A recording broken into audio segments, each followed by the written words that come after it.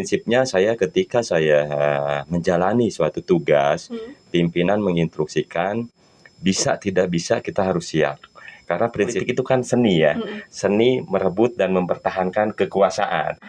Berjodoh dengan partai P3 ini, mungkin ini meneruskan perjuangan kembali kakek saya dulu kan gitu, nomor Ka'bah P3 nomor 17. Cari nomor urut 7, di situ ada Ahmad Wahyudi SIKOM, Sarjana Ilmu Komunikasi, seperti itu. Oke, tadi kalau kata Kang Wahyu, setiap zaman ada orangnya gitu ya Kang ya. Betul. Nah, jangan lupa nih teman-teman, pilih Kang Wahyu nanti mungkin di nomor 7 gitu. Saya 7. Punya tagline juga, muda, maju, unggul, dinamis, amanah gitu. Karena pemuda itu harus berperan, jangan baperan gitu. Jangan banyak gaya tapi harus berkarya, seperti itu.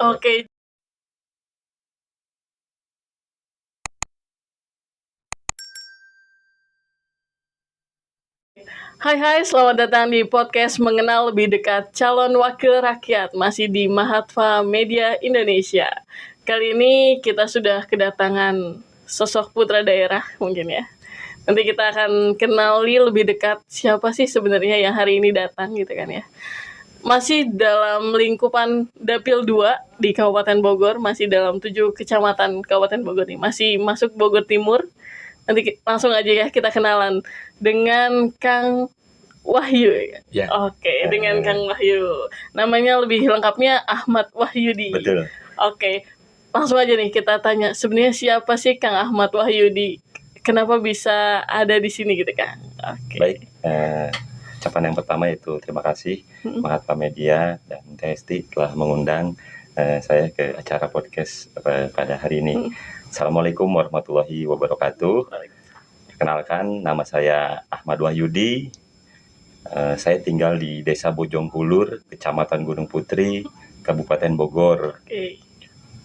Latar pendidikan saya sekolah dasar negeri di Desa Bojongkulur, kemudian lanjut MTS saya pesantren di Jombang, Tebu Ireng, Jawa Timur.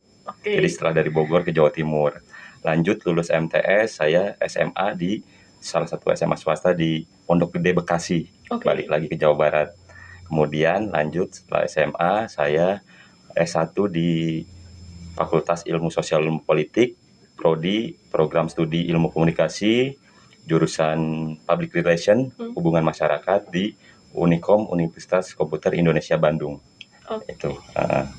Jadi memang lahir di Kabupaten Bogor kan? Betul. Lahir, ibu, bapak, kakek, nenek saya semua lahir di Kabupaten Bogor, di Desa Bojongkulur. Gitu. Cuman tadi basic pendidikan saya sempat di Bogor di SD negeri, sempat pesantren di Jawa Timur, sempat di swasta SMA-nya dan kuliahnya pun di swasta. Jadi sudah bermacam-macam nih bekalnya. Dari sisi negerinya ada, dari santrinya ada, pesantrennya buat fondasi agama gitu. Kemudian di swastanya juga di SMA dan di kampus gitu, seperti itu. Jadi gini Kang Wahyu, ada podcast ini kita mencoba membantu teman-teman mengenali lebih dekat nih siapa sih calon-calon legislatif kita, karena biasanya kita cuma lihat banner-banner aja nih Kang ya di pinggir-pinggir jalan gitu kan. Mungkin ada juga salah satunya banner Kang Wahyu gitu kan ya. Tapi kita nggak tahu nih sebenarnya siapa sih Kang Wahyu ini gitu kan. Nah, di podcast ini kita mencoba mengenali siapa Kang Wahyu, terus juga mungkin nanti akan menjelaskan juga visi misinya gitu kan ya. Tadi kita sudah kenal Kang Wahyu gitu, pendidikannya awalnya di Bogor, terus juga ada pesantren gitu kan, dan juga lulusan sarjana apa tadi Kang? Ilmu Komunikasi SIKOM. Kang. Kang, berarti sekarang untuk pekerjaannya Kang Wahyu ini sebagai apa Kang?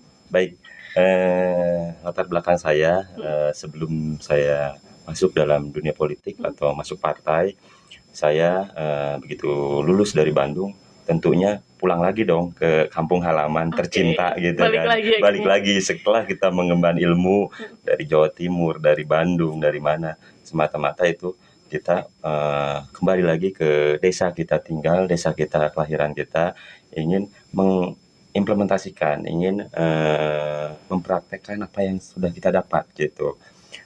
ketika kita sekolah kita hanya dapat teori-teori, tetapi setelah kita wisuda, setelah kita lulus, itu baru masuk ke dunia yang sesungguhnya. Oke. Welcome to the jungle kan Oke, gitu. welcome to the Gitu. jungle. Jadi Kenapa nih Kang? iya, Serem welcome to the banget ini. jungle. Jadi gini, saya pulang lagi ke Bojongkulur, ke Kecamatan Gunung Putri, Kabupaten Bogor tuh dari Bandung tuh tahun 2012. Saya sempat kerja di salah satu bank swasta. Kemudian saya rumah tangga, nikah pada umumnya kan setelah lulus S1 nikah lah ya. Oke, Kan siap. gitu di umur-umur 25 kan gitu. Kemudian seiring berjalan sempat juga saya berwirausaha karena di sekeliling saya di bagian keluarga banyak yang berentrepreneur, baik jasa, perdagangan dan yang lainnya. Saya berwirausaha, kemudian seiring berjalan ketika saya berwirausaha, masuklah saya ke dunia pemerintahan. Oke. Berawal saya dari kepala dusun. Oke, Kepala kadus dusun, dulu. kadus dulu. Start awal saya di pemerintahan, mengabdikan diri di desa saya tinggal itu di kepala dusun kan gitu. Sebagai perangkat desa ya di Oke. pemerintah desa Bojongkulur. Nah dari kadus saya jalani gitu dengan basic saya pernah di FISIP gitu ada mata kuliah seperti komunikasi politik. Terus emang saya di bidang juga hubungan masyarakat yang mana tupoksi sebagai kepala dusun itu kepanjangan tangan dari kepala desa, wakil kepala desa yang ada di unsur wilayah kan, Ya. bermitra atau bekerja sama dengan ketua RW, ketua RT dan lembaga-lembaga yang ada di tingkat kedusunan gitu. Seperti itu, bermodalkan seperti itu, kemudian seiring berjalan juga pimpinan saya harus dirotasi masuk ke jajaran perangkat desa yang kepala urusan. Oke. Terus juga dirotasi lagi saya di kepala seksi pelayanan, kasih seperti itu. Prinsipnya saya ketika saya menjalani suatu tugas, pimpinan menginstruksikan bisa tidak bisa kita harus siap. Karena prinsip saya itu learning by doing gitu. Seiring berjalan, insya Allah ketika kita ada kemauan pasti ada jalan seperti itu. bisa gitu. Pasti bisa. Apalagi ini dengan hajat orang banyak, bukan kepentingan pribadi, keluarga atau kelompok. Tetapi ketika kita sudah terjun sekecil-kecilnya pemerintahan yang paling kecil kan tuh desa ya, mulai dari betul. pemerintah pusat, provinsi, kabupaten, terus desa. Nah desa ini kan sama pemerintahan juga kan gitu, ada pimpinan, struktur organisasinya, ada lembaga-lembaganya, mengurus anggarannya sendiri kan, APBD istilahnya kan, anggaran belanjanya sendiri seperti itu seperti negara terkecil ibaratnya kan gitu, seperti itu gitu. Jadi memang mungkin sekarang kegiatannya tuh banyak di lingkungan desa gitu Kang ya. Betul. Saya dari 2018 sampai dengan tahun 2023 saya resign di perangkat desa itu per 1 Maret 2023. Karena kenapa? Karena satu keharusan yaitu peraturan KPU ya. Ketika ASN perangkat desa terjun politik praktis berarti harus mengundurkan diri dari posisi tersebut. Seperti itu gitu.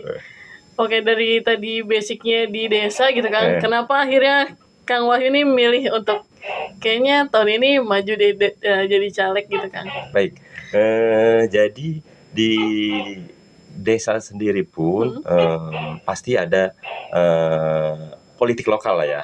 Mulai dari pemilihan RT, RW, terus apalagi kita desa ya, bukan kelurahan. Yang mana pimpinannya itu dipilih langsung oleh masyarakat, bukan dari unsur ASN atau PNS kan gitu. Jadi di situ tuh politik sudah tidak asing lagi bagi saya.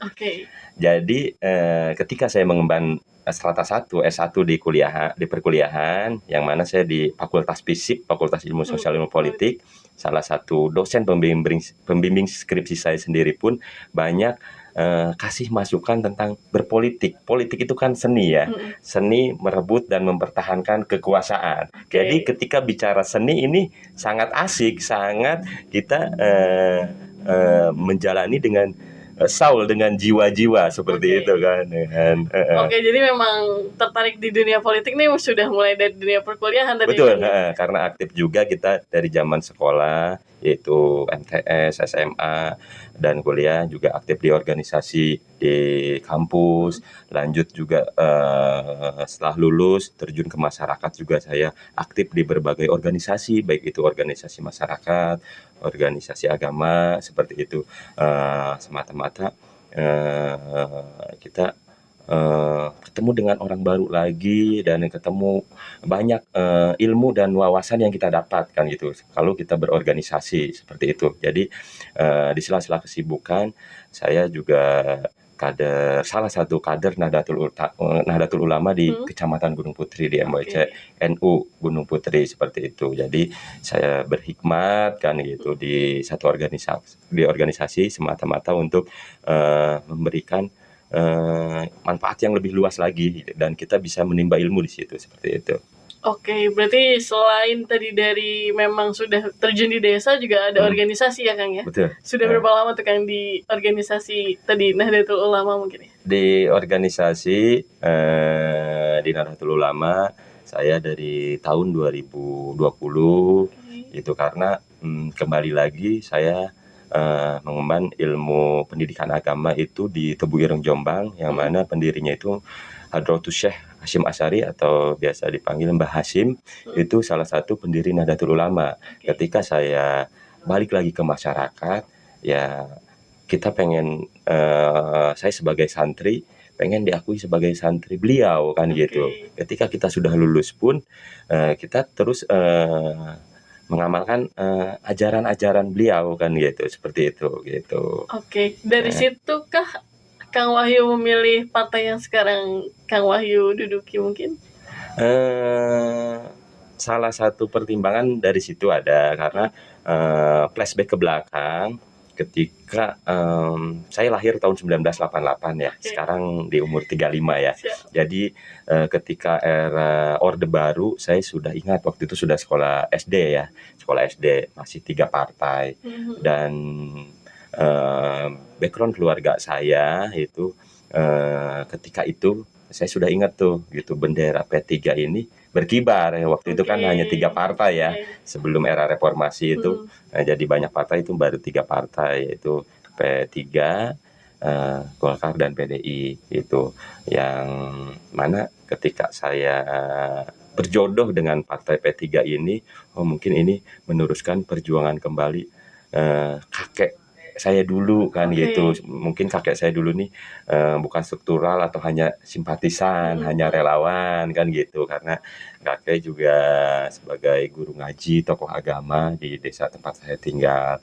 Di satu sisi lagi ketika saya berhikmat di organisasi Nahdlatul Ulama, para pendiri juga kan ini partai warisan ulama gitu. Saya sebagai santri ya harus meneruskan perjuangannya seperti itu. Jadi sekarang udah berapa lama Kang di partai yang saat ini akan duduki gitu?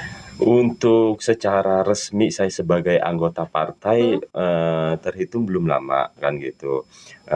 Ketika kemarin di Harlah P3 usia yang Harlah Emas yang ke-50 tahun saya masuk gitu kan ke jajaran partai P3 ini di Kabupaten Bogor atau di PAC Kecamatan Gunung Putri dan kemudian tiket pencalekan ini diberikan kepada saya dan ini dalam artian bukan ujug-ujug ya istilahnya bukan ujug-ujug amanah ini datang tetapi mungkin dilihat juga tadi dinamikanya perjalanannya ketika saya balik lagi ke kampung halaman ketika lulus dari S1 terus saya mengabdikan diri di pemerintahan desa di pemerintahan desa Bojongkulur sendiri tadi saya mulai dari kadus kepala urusan dan dikasih pelayanan yang mana saya juga ikut berkontribusi kan gitu bersama pemerintah desa pada waktu itu kan gitu ya kita juga menjalin hubungan antar desa sekecamatan Gunung Putri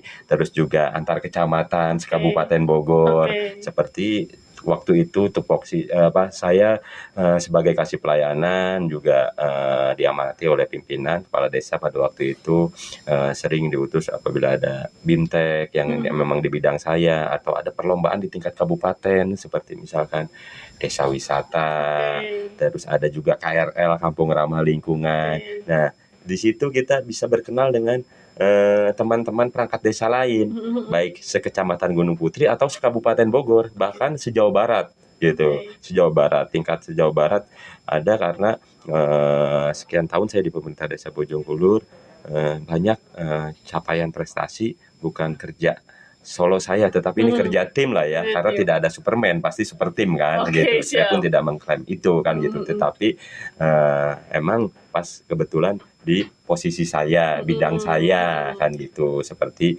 Bojongkulur masuk kategori desa wisata perlombaan di Kabupaten Bogor, dan salah Waktu satu itu juga sempat jadi desa terbaik ya Kang ya, kalau secara betul, pelayanan gitu betul, kan ya.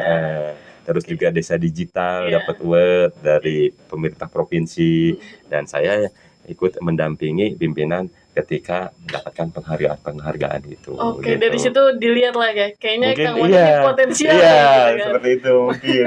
Oke Kang, nah sekarang tuh kan Kang Wahyu ada di Dapil 2 gitu ya. Betul. Tadi kita sudah kenal Kang Wahyu siapa, latar belakang pendidikannya dari mana, terus juga sudah tahu juga nih Kang Wahyu nih sibuk di mana gitu Kang ya. Sudah sibuk di pemerintahan desa, otomatis Kang Wahyu juga sudah mengenal masyarakat tuh tipe-tipenya seperti apa Betul. gitu Kang ya. Iya. Nah, sekarang Kang Wahyu ini mewakili Dapil 2 betul ya.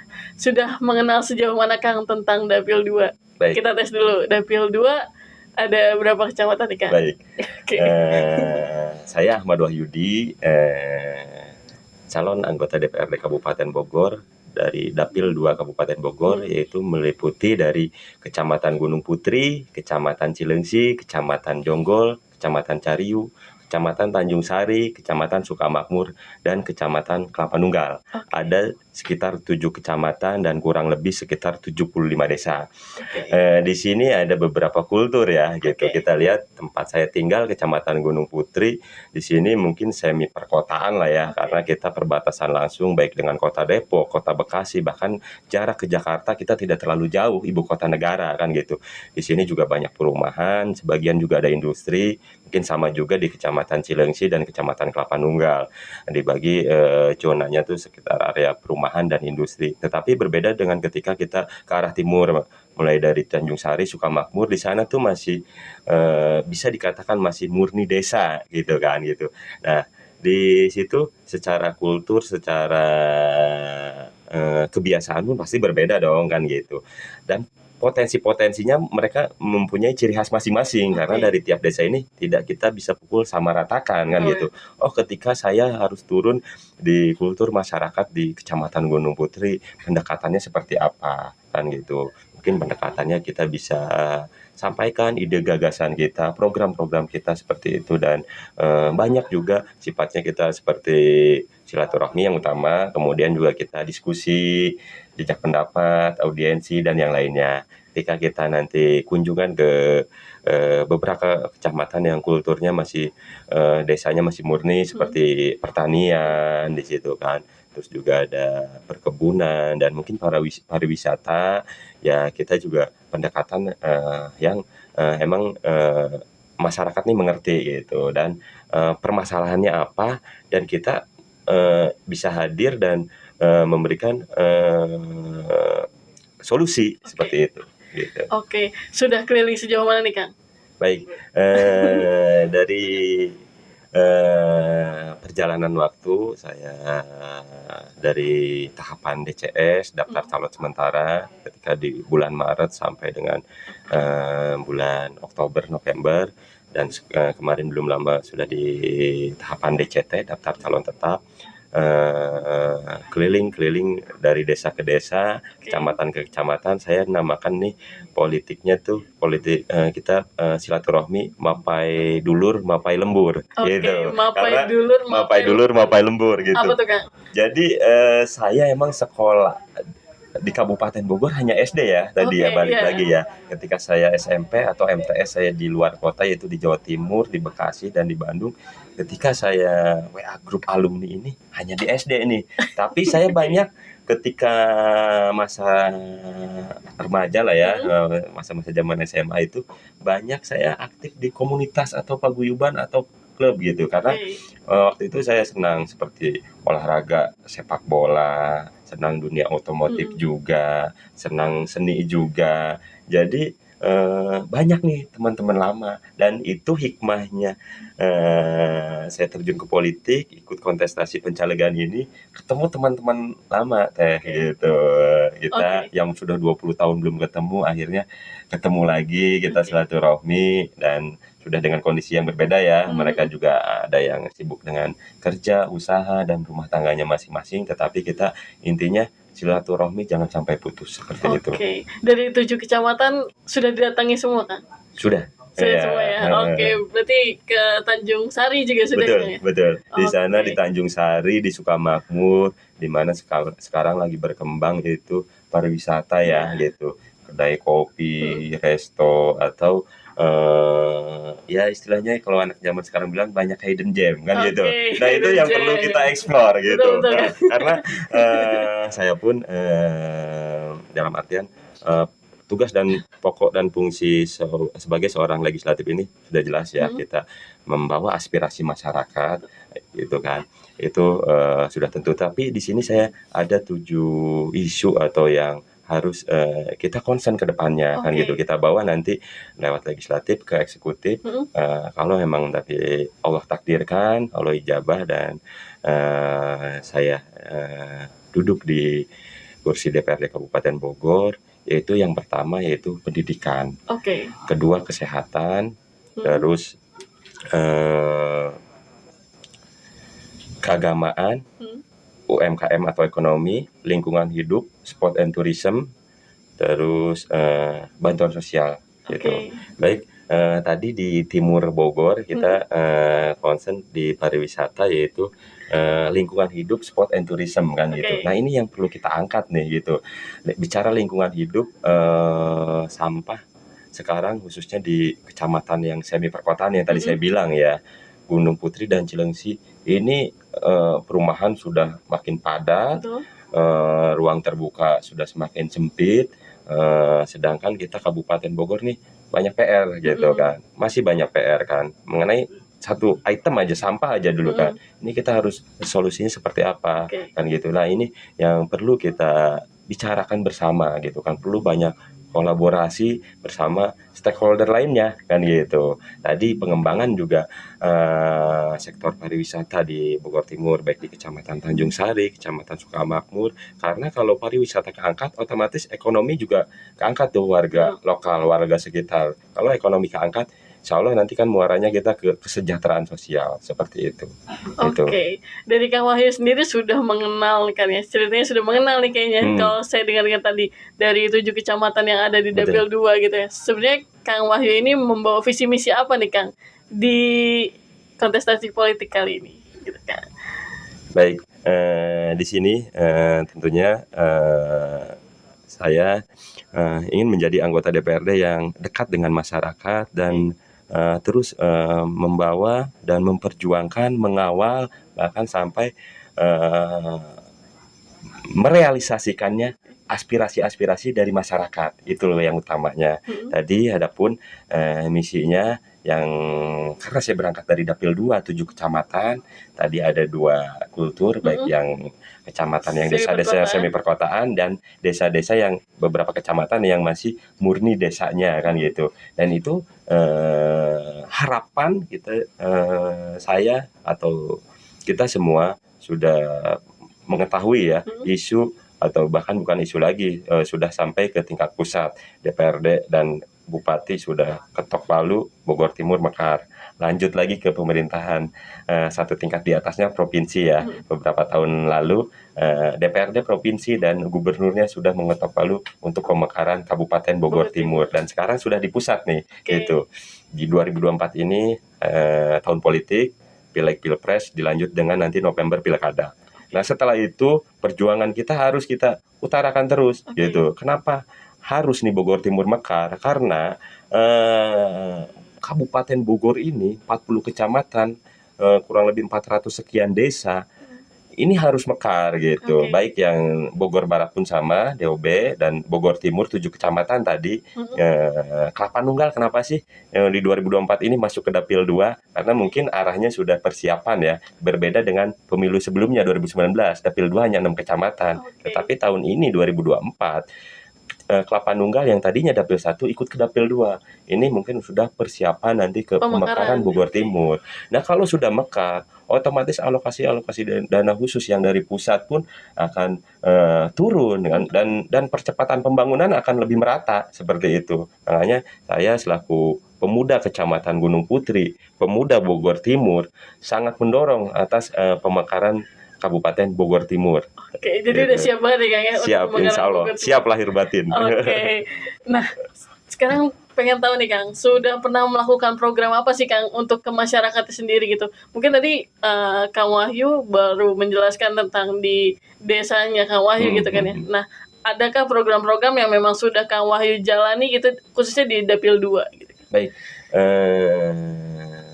tentunya karena tadi beberapa poin yang saya sampaikan, kepemudaan juga saya angkat terus kan gitu. Dimana kepemudaan ini pasti rekan-rekan muda yang baru lulus sekolah SMK ataupun lulus kuliah, kalau kita tanya, kita turun ke rekan-rekan kaum muda, apa sih permasalahannya? Pasti tenaga kerja kan gitu.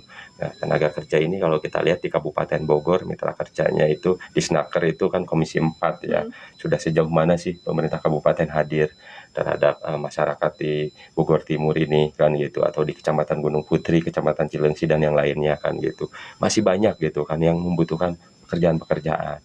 Nah, dari situ saya banyak diskusi, banyak sharing dengan rekan-rekan kaum muda kan gitu, mengenai tadi permasalahan ketenaga kerjaan. Saya arahkan, yuk kita kalau misalkan ada peluang berwirausaha, entrepreneur, kita berentrepreneur. Mulai dari mana? Mulai dari modal apa nih yang kita bisa kan gitu kan, seperti itu. Yang penting kita, apalagi pasca pandemi seperti ini ya, kita sekarang pasca pandemi kemarin 2 tahun kurang lebih kita dihantam COVID, yang mana banyak pemutusan hubungan kerja, yang berwirausaha pun banyak yang kolaps kan seperti itu. Dan ini sangat-sangat PR nih, sangat banyak tantangan kan gitu. Bukan hanya sebatas sekarang nih di tahun politik tuh hanya caleg tuh yang salah-salah, nanti pemilihan eksekutif itu pilkada juga salah-salah, tapi rekan-rekan kaum muda harus aktif, harus ikut berpartisipasi gitu, jangan apatis kan gitu, karena satu suara pun itu penentu kebijakan kita ke depannya kan gitu ya. Kalau memang kita sebagai kaum muda perlu hadir kan gitu ya, ini sangat penentu gitu. Apalagi di tahun 2024 ini bonus demografi ya gitu, pemilih pemula baik generasi Z dan milenial ini sangat mendominasi gitu. Jadi jangan hanya dijadikan sasaran aja nih, mohon maaf, oleh politisi-politisi terdahulu kan gitu, tetapi harus turun peran aktif juga gitu. Dirangkul gitu. Harus ada dalam bagian tersebut gitu. Jangan jadi objek saja seperti itu. Oke, dan tadi Kang Wahyu sudah coba mengungkapkan tentang pemuda nih Kang ya. Oke, sebenarnya pengen tahu nih Kang, sudah mengenal sejauh mana pemuda di Kabupaten Bogor gitu, khususnya di Dapil 2. Karena ya balik lagi tadi ke kasusnya bonus demografi gitu Kang ya. Kita juga banyak sekali milenial dan Gen Z yang acuh mungkin ya terhadap politik. Sebagian dari teman-teman acuh terhadap politik dan ngapain sih ngurusin politik gitu kan, ribet dan segala macamnya. Nah, kalau dari Kang Wahyu sendiri menanggapi hal-hal seperti itu gimana Kang? Baik, ini sangat menarik ya gitu. Jadi kenapa milenial dan Gen Z ini tanda kutip sedikit apatis ya gitu, karena yang mereka lihat, yang mereka dengar baik di media mainstream atau media online lainnya, pemberitaan itu banyak disuguhkan politik tuh seperti itu gitu. Tapi jangan pesimis gitu. Kita harus optimis kaum muda gitu. Kenapa? Karena dengan kita semakin cuek, semakin apatis, nanti yang ya terus itu akan berulang gitu dan akan terisi oleh seperti itu lagi. Seperti misalkan pemilu yang agenda 5 tahunan ya kan gitu. Ke belakang misalkan dimanapun inilah kan gitu, di daerah manapun kan gitu. Ketika ada dewan yang mohon maaf melakukan tidak ada edukasi politiknya, tidak ada pendidikan politik. Dia turun ke masyarakat dengan cara pragmatis, mohon maaf, satu suara dilabeli dengan senilai materi sekian, tetapi setelah itu putus kan gitu. Masyarakat tidak bisa lagi nih aspirasinya harus disalurkan kemana, dan si aleg tersebut pun atau anggota legislatif tersebut pun kan juga tidak turun, tidak serap aspirasi, tidak membawa pokok pikiran itu, sehingga yang terjadi pengulangan seperti itu. Nah, di sini saya keterpanggilannya saya tidak mau pola-pola seperti itu terus berulang kan gitu. Karena nawaitu saya turun ke dunia politik atau untuk ikut kontestasi ini memberikan apa yang saya sudah dapat secara teori di kampus, terus di perjalanan saya ketika saya di pemerintah desa, harus hadir memberikan manfaat dan harus hadir memberikan pendidikan politik gitu, mencerdaskan anak bangsa, salah satunya di politik ini gitu. Jadi kita lebih tawarkan kepada kaum muda, masyarakat lain dan masyarakat umumnya itu kita dengan program gitu. Oke, sekarang saya nyaleg kan gitu. Ayo di sini ada permasalahan apa, solusinya seperti apa. Ketika nanti Allah takdirkan saya jadi, ya ini harus dibawa 5 tahun ke depan gitu, 2024 sampai 2029, baik tahun pertama, tahun kedua sampai tahun kelima, seperti itu. Jadi kita jual ide, jual gagasan dan program-program seperti itu. Oke, jadi jangan acuh mungkin ya Kang ya, teman-teman betul. generasi muda ini jangan acuh karena 5 tahun ke depan ya generasi mereka yang akan melanjutkan nantinya gitu. Betul. Ketika teman-temannya acuh mungkin ya mau nanti 5 tahun ke depan juga Seperti diacuhkan itu gitu lagi, kan, betul. seperti itu lagi gitu Kang. Nah, dari Akang sendiri mungkin sudah bertemu dengan teman-teman milenial atau Gen Z belum nih Kang? Sering saya berjalan dalam rangka silaturahmi tadi ya, konsep silaturahmi Mapai Dulur, Mapai Lembur, desa ke desa, kecamatan ke kecamatan, prosentasenya sekitar saya 40%, hampir 50% malah segmen saya, karena tadi di kepemudaan saya bertemu baik yang dari saya masuk dari sisi hobi sepak bola, mereka ternyata masih banyak yang membutuhkan sarana dan prasarana, belum adanya nih dari kalau kewenangan kan dibagi-bagi ya, oh ini kewenangan desa, oh ini kewenangannya kabupaten, ini kewenangannya provinsi, tapi masih kurang nih seperti misalkan stadion mini, gornya, dan itu sangat perlu kan gitu. Ketika kaum muda ini medianya ada untuk menyalurkan bakat seperti olahraga kan gitu, pasti akan meminimalisir ke tindakan yang tanda kutip negatif gitu, seperti yang lagi ramai sekarang khususnya di Bogor Timur beberapa bulan atau tahun ke belakang, berita-berita tentang geng motor, tawuran, itu kita sangat miris kan gitu dengan pemberitaan seperti itu.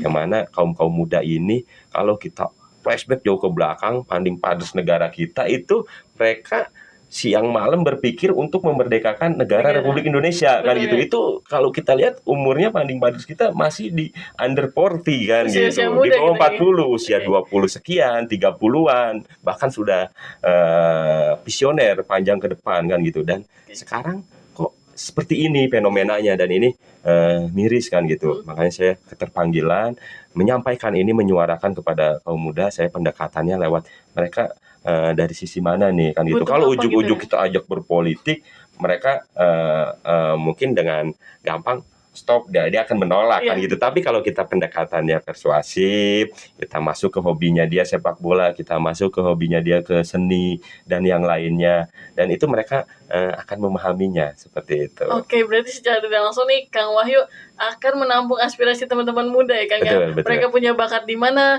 yuk Betul. cerita ke Kang Wahyu nanti. Betul. Kalaupun nanti jadi gitu ya Kang ya. Iya. Saya coba Kang Wahyu mungkin akan tampung dan coba merealisasikan begitu ya Kang Betul. ya. Iya. Oke, tadi juga sudah kita sudah tahu nih Kang Wahyu seperti apa, terus juga ternyata keterlibatan suara muda juga Kang ya sudah mulai Betul. Kang Wahyu rangkul Betul. gitu ya Kang ya. Betul. Oke, sekarang nih Kang, waktunya untuk Kang Wahyu. Jadi kenapa nih kita harus pilih Kang Wahyu nanti di pesta demokrasi gitu kan? Baik, ya. Jadi saya berangkat dari Partai Persatuan Pembangunan atau P3, Dapil 2 Kabupaten Bogor. Itu tadi semangat kaum muda, ya pemuda harus memberikan pembaharuan kan gitu. Dalam artian pembaharuan yang belum baik ya harus lebih baik, yang sudah baik harus lebih baik lagi, seperti itu kan gitu. Karena setiap zaman ada orangnya, setiap orang pasti ada zamannya. Nah, menuju Indonesia Emas 2045 ya, berarti kan harus dipersiapkan dari sekarang nih. Itu tadi Gen Z dan milenial kan gitu. Mereka jangan apatis, jangan cuek, jangan abai kan gitu, tapi harus berkontribusi juga, harus berperan aktif juga kan gitu. Salah satunya dengan apa? Ya banyak caleg-caleg muda mungkin selain saya juga ya, baik di Dapil 2 ataupun di kota-kota lain yang sudah mulai terjun ke dunia politik gitu.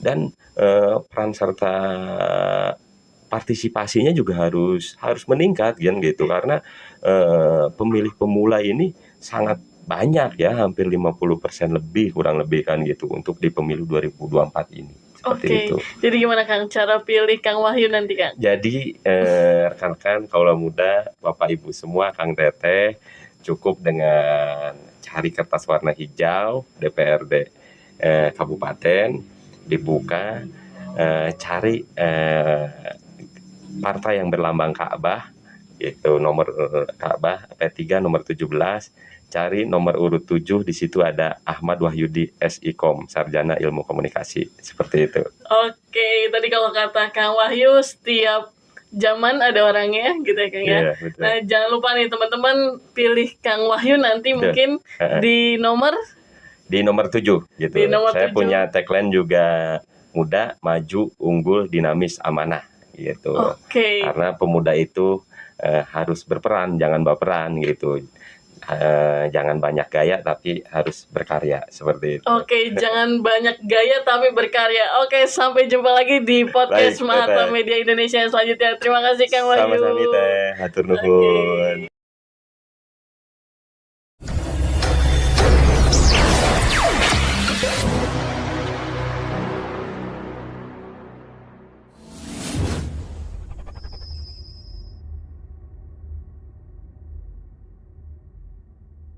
Brother, it's caught in the crossfire.